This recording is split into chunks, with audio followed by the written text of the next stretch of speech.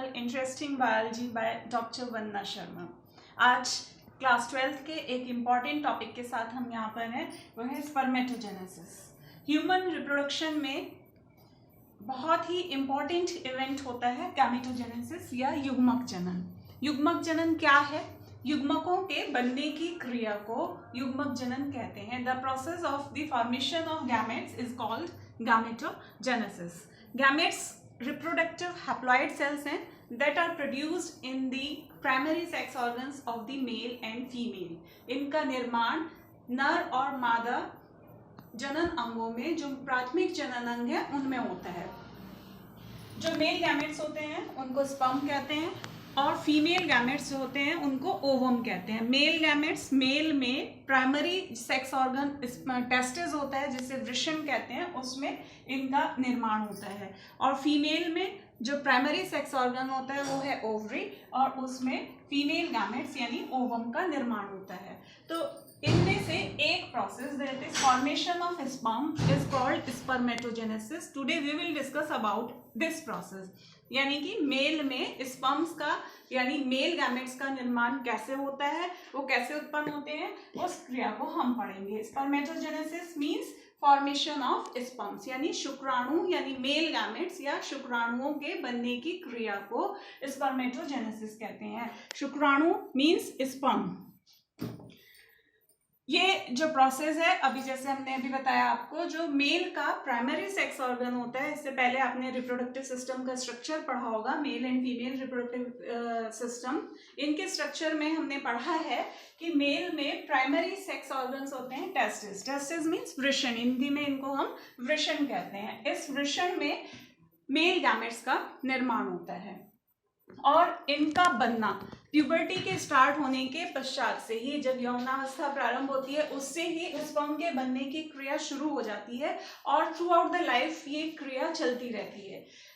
अब स्पर्मेटोजेनेसिस के प्रोसेस को दो मेन पार्ट में डिवाइड किया गया है। First is formation of spermatids यानी स्पर्मेटिड्स का निर्माण, और सेकेंड इज स्पर्मियोजेनेसिस। जो फर्स्ट प्रोसेस से जो स्पर्मेटिड्स बनते हैं उनमें कुछ मेटामॉर्फोसिस होता है, उनका कायांतरण होता है, कुछ चेंजेस होते हैं और उससे स्पर्म का निर्माण होता है। उस प्रोसेस को स्पर्मियोजेनेसिस कहते हैं। First of all we will discuss about the process formation of spermatids. Spermatids का निर्माण कैसे होता है ये हम इसमें पढ़ेंगे। स्पर्मेटिड्स के निर्माण को, इस पूरे प्रोसीजर को 3 फेज में डिवाइड किया गया है। First phase is multiplicative phase, that is गुणन प्रावस्था। इसको हिंदी में गुणन प्रावस्था कहते हैं। मल्टीप्लिकेटिव फेज, जैसे कि नाम से ही पता चल रहा है, जो मेल रिप्रोडक्टिव सिस्टम का प्राइमरी सेक्स ऑर्गन टेस्टिस है, उसके स्ट्रक्चर हम इससे पहले पढ़ चुके हैं। टेस्टिस के अंदर बहुत सारी शुक्र जनन नलिकाएं जिन्हें सेमिनिफेरस ट्यूब्यूल्स कहते हैं। इन ट्यूब्यूल्स की germinal epithelium that is germinal epithelium जो है वो सेमिनिफेरस ट्यूब्यूल्स की लाइनिंग है, वहां पर बहुत सारी सेल्स होती हैं जिन्हें प्राइमोर्डियल सेल्स कहते हैं। ये प्राइमोर्डियल सेल्स कुछ सेक्स हार्मोन्स के इफेक्ट से, पिट्यूटरी का एक हार्मोन है जिसे FSH कहते हैं, फॉलिकल स्टिमुलेटिंग हार्मोन, उस हार्मोन के इफेक्ट से टेस्टिस की जो सेमिनिफेरस ट्यूब्यूल्स की जर्मिनल एपिथीलियम है, जनन एपिथीलियम है, उसकी प्राइमोर्डियल सेल्स तेजी से डिवाइड होना शुरू कर देती हैं।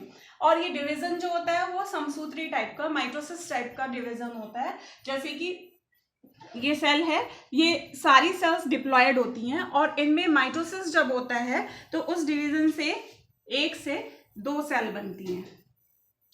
माइटोसिस हम ऑलरेडी पढ़ चुके हैं। उसमें क्या होता है, जो एक पेरेंटल सेल से 2 सेल्स डॉटर सेल्स बनती हैं और दोनों सेल्स जो बनने वाली डॉटर सेल्स हैं वो पेरेंटल सेल्स के समान ही होती हैं। जैसे यहाँ पर ये डिप्लॉयड सेल है तो इससे बनने वाली दोनों सेल्स भी डिप्लॉयड ही होंगी। ये बार बार डिवाइड होती हैं। जर्मिनल एपिथीलियम की प्राइमोर्डियल जर्म सेल्स बार बार डिवीजन इनमें होता है और इनसे इनकी तेजी से संख्या बढ़ती जाती है। और जैसे 1 से 2 बनी, फिर ये फर्दर डिवाइड होंगी, फिर उनसे 2 बनेंगी, इस तरह बार बार इनमें डिवीजन होता रहता है। इसीलिए इसे गुणन प्रावस्था या मल्टीप्लिकेटिव फेज कहते हैं। अब कई बार डिवीजन होने से इनकी तेजी से संख्या बढ़ती चली जाती है। एक स्टेज ऐसी आती है कि इस तरह से बनी हुई सेल्स में से कुछ सेल्स फिर से डिवाइड हो सकती है, लेकिन कुछ सेल्स में डिवीजन रुक जाता है और अब ये सेल्स स्पर्मेटोगोनिया कहलाती हैं। ये सेल्स कहलाने लगती हैं स्पर्मेटोगोनियम। सिंगुलर को हम स्पर्मेटोगोनियम कहते हैं और अगर प्लूरल होता है तो उसको कहते हैं स्पर्मेटोगोनिया। तो अब ये सेल्स बार बार डिवीजन से जो बनी है स्पर्मेटोगोनियम कहलाती हैं। अब इन सेल्स में जिनमें डिवीजन रुक गया, ये वाली पूरी स्टेज जो है यहां से यहां तक, जब तक कि इनमें डिवीजन चलता रहता है, दैट इज मल्टीप्लिकेटिव फेज, यानी कि गुणन प्रावस्था। जब इनमें डिवीजन रुक जाता है तो अब ये इनमें से ही कोई एक सेल स्पर्मेटोगोनिया कहलाती है और जैसे अभी हमने बताया, और वो डिवीजन रोककर न्यूट्रिएंट्स को एब्जॉर्ब करके, पोषक पदार्थों को एब्जॉर्ब करके साइज में बड़ी हो जाती है। अन्य सेल्स के तुलना में, उनके कंपैरिजन में ये साइज में बड़ी हो जाती है, जो कि उसी की तरह डिप्लॉयड है, यानी कि इस स्टेज पर और कोई चेंज नहीं होता, ये न्यूट्रिएंट्स को एब्जॉर्ब करके डिवीजन अब इसमें नहीं हो रहा और ये साइज में बड़ी हो जाती है। इस स्टेज को, जिसमें इसकी ग्रोथ होती है, उसको कहते हैं ग्रोथ फेज।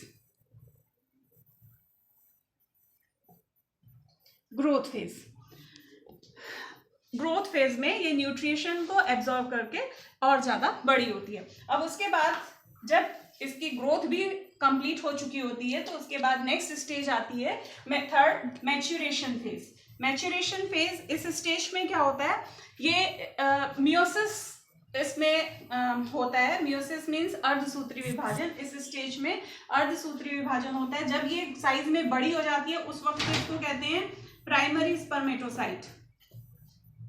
Primary spermatocyte. लेकिन जब अब ये नेक्स्ट स्टेज में एंटर करती है, that is growth phase, maturation phase. इस फेज में क्या होता है कि मियोसिस, इस सेल में मियोसिस होता है, यानी अर्धसूत्री विभाजन होता है। अर्धसूत्री विभाजन और मियोसिस में हम पढ़ चुके हैं कि एक सेल से 4 डॉटर सेल बनती हैं और लेकिन उनमें जो नंबर ऑफ क्रोमोसोम्स हैं वो हाफ हो जाते हैं, इसीलिए हम इसे अर्धसूत्री यानी मियोसिस कहते हैं। ये सेल डिवीजन हमने पढ़ाई था, उसकी स्पेशलिटी हम जानते हैं। और हम ये भी जानते हैं कि मियोसिस जो होता है वो 2 स्टेजेस में कंप्लीट होता है। फर्स्ट स्टेज में क्या होता है, पेरेंटल सेल दो सेल में डिवाइड होती है और दोनों सेल जो होती हैं वो हैप्लॉइड हो जाती हैं। हैप्लॉइड मीन्स अगुणित, डिप्लॉइड द्विगुणित। यहाँ पर हम देख रहे हैं 2n लिखा हुआ है, यानी इसका मतलब क्या है, this cell is having 2 sets of chromosomes, double set of chromosomes. जब मियोसिस होता है, मियोसिस फर्स्ट वाला इस स्टेज को, जिसमें हैप्लॉइड 2 सेल्स बनती हैं एक से, इसको कहते हैं मियोसिस फर्स्ट। मियोसिस फर्स्ट में 1 से 2 बनने वाली जो 2 सेल्स हैं उनमें 2 सेट नंबर ऑफ क्रोमोसोम्स थे। यहाँ पर एक सेट एक सेल में आ जाता है, दूसरा सेट दूसरे में आ जाता है और ये हैप्लॉइड यानी सिंगल सेट ऑफ क्रोमोसोम्स इन सेल्स में होता है, जो डॉटर सेल्स इससे बनती हैं। अब मियोसिस का सेकेंड स्टेज जो होती है उससे फिर से ये 2-2 सेल्स में डिवाइड होती हैं एक से इससे, लेकिन ये माइटोसिस के जैसा ही होता है, पेरेंटल सेल के जैसे ही 2 और सेल इससे बनती हैं। इसी तरह से दूसरी वाली सेल से भी 2 डॉटर सेल्स। इस तरह हम देखते हैं ये वाला जो प्रोसेस होता है दैट इज मियोसिस सेकेंड। एक प्राइमरी स्पर्मेटोसाइट से जो इस तरह से 2 सेल्स फर्स्ट मियोसिस फर्स्ट से बनती हैं उनको कहते हैं सेकेंडरी स्पर्मेटोसाइट। सेकेंडरी स्पर्मेटोसाइट जो कि मियोसिस फर्स्ट से बना है। अब इस सेकेंडरी स्पर्मेटोसाइट्स में फर्दर डिवीजन होता है, मियोसिस सेकेंड, ये सेकेंड मैच्योरेशन डिवीजन भी है कहलाता है। इससे फिर से 2-2 सेल्स बन जाती हैं। इस तरह से एक प्राइमरी स्पर्मेटोसाइट से 4 सेल्स बनती हैं लास्ट में मियोसिस कंप्लीट होने पर, और ये सेल्स कहलाती हैं स्पर्मेटिड्स। स्पर्मेटिड्स। ये ही प्रोसेस हम पढ़ रहे थे, फॉर्मेशन ऑफ स्पर्मेटिड्स, जो कि यहाँ पर बन चुके हैं इस प्रोसेस से। अब मियोसिस फर्स्ट और सेकेंड कंप्लीट हो गया।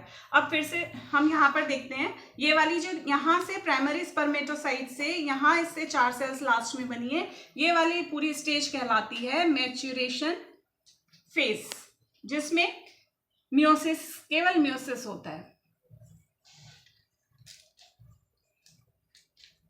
इस तरह से हम देखते हैं कि प्राइमोर्डियल, यहाँ से दोबारा से एक बार हम इसे रिवाइज करेंगे, प्राइमोर्डियल जर्म सेल बार बार डिवाइड होती रहती है और ये इस तरह का डिवीजन जो है वो माइटोसिस है। पेरेंटल सेल से ही उसी के जैसे ही डॉटर सेल्स बनती चली जाती हैं, ये संख्या में वृद्धि करती हैं और ये जर्मिनल एपिथीलियम, टेस्टिस के जर्मिनल एपिथीलियम की वहाँ पर प्रेजेंट प्राइमोर्डियल जर्म सेल से ये बनती हैं।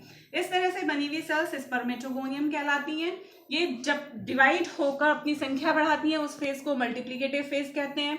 फिर इनमें से कुछ सेल्स फर्दर डिवाइड करने की कैपेसिटी उनमें रहती है, लेकिन कुछ में डिवीजन स्टॉप हो जाता है, रुक जाता है और वो नेक्स्ट स्टेज में एंटर करते हैं, दैट इज ग्रोथ फेज।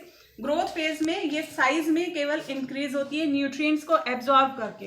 अब उसके बाद जब ये प्रॉपरली ग्रो अप हो जाती है, इनकी वृद्धि हो जाती है, तो फिर ये नेक्स्ट स्टेज मैच्यूरेशन फेज में एंटर करती हैं, जिसमें मैच्यूरेशन डिवीजन होता है जो कि मियोसिस होता है। मियोसिस फर्स्ट से इस तरह से जो यहाँ पर ग्रोथ से जो सेल बनती है वो प्राइमरी स्पर्मेटोसाइट है, उसमें मियोसिस फर्स्ट होता है। मियोसिस फर्स्ट से बनने वाली हैप्लॉइड सेल्स सेकेंडरी स्पर्मेटोसाइट्स कहलाती हैं। इस तरह हम देखते हैं प्राइमरी स्पर्मेटोसाइट तो डिप्लॉयड है, लेकिन इससे बनने वाला सेकेंडरी स्पर्मेटोसाइट जो होते हैं वो हैप्लॉइड होते हैं और इनमें फर्दर मियोसिस सेकेंड से 4 सेल्स बनती हैं। एक इस तरह से एक प्राइमरी स्पर्मेटोसाइट से लास्ट में 4 स्पर्मेटिड्स का निर्माण होता है। अब उसके बाद आती है इसकी, अभी स्पर्म कंप्लीट नहीं हुए, अभी हमने केवल ये वाली फर्स्ट स्टेज पढ़ी, स्पर्म का फॉर्मेशन अभी नहीं हुआ है, स्पर्मेटोजेनेसिस अभी पूरा नहीं हुआ है। उसके बाद सेकेंड स्टेज, सेकेंड जो इसका पार्ट होता है that is spermiogenesis. Spermiogenesis means the transformation of Metamorphosis of spermatids into sperm. मतलब जो ये स्पर्मेट्स बने हैं उनका शुक्राणुओं में जो रूपांतरण होता है उसको स्पर्मियोजेनेसिस कहते हैं। इस प्रोसेस में क्या होता है, अभी हम देख रहे हैं स्पर्मेटिड्स जो है वो सर्कुलर है, गोल साइज के हैं और जो अब इनमें मेटामॉर्फोसिस होगा वो कैसे होगा, इनका रूपांतरण होगा केवल इस गोल सेल में प्रेजेंट गोल्जी का है। गोल्जी एपरेटस आपने पढ़ा था पहले, सेल का स्ट्रक्चर पढ़ा होगा, तो गोल्जी एपरेटस कुछ इस तरीके के स्ट्रक्चर होते हैं।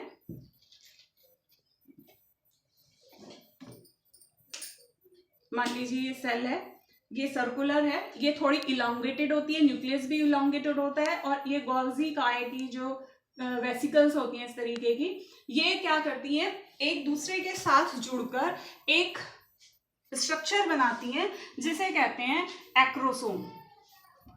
एक इस तरीके का स्ट्रक्चर जो कि एंटीरियर पार्ट पर बनता है, न्यूक्लियस के ऊपर होता है, जिसे एक्रोसोम कहते हैं। इस सेल में ये सारे चेंजेस होते हैं। First is Golgi complex gives rise acrosome, यानी कि एक मेटामॉर्फोसिस में एक प्रोसेस क्या हुआ, एक्रोसोम का फॉर्मेशन। एक्रोसोम, इसमें एक हाइलुरोनिडोज नामक एक एंजाइम होता है जो कि आगे के प्रोसेस में हेल्प करता है, वो हम आगे डिस्कस करेंगे।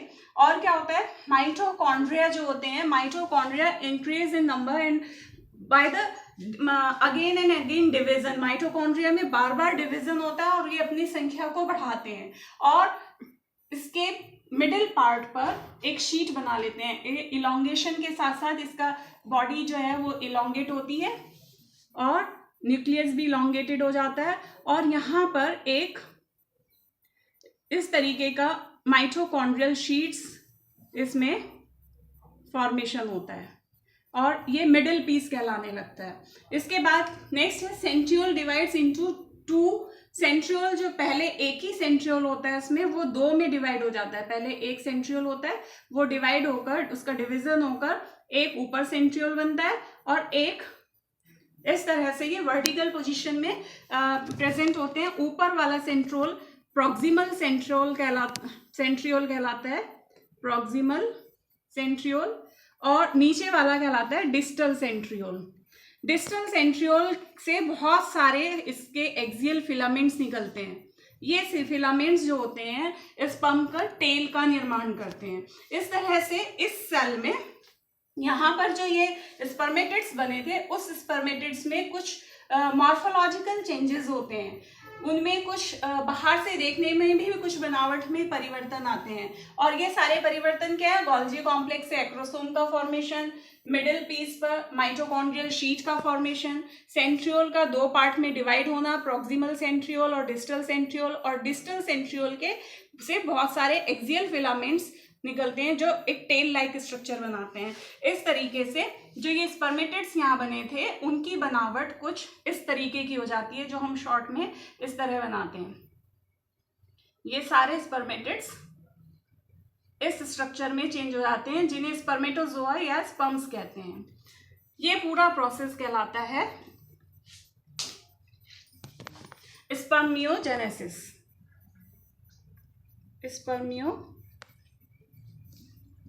जेनेसिस वो क्या है? केवल Metamorphosis of spermatids into sperm. इस तरीके से एक प्राइमरी स्पर्मेटोसाइट से लास्ट में 4 स्पर्म का फॉर्मेशन होता है, 4 स्पर्म्स बनते हैं। That's all about the spermatogenesis. Stay safe and keep learning. Thank you.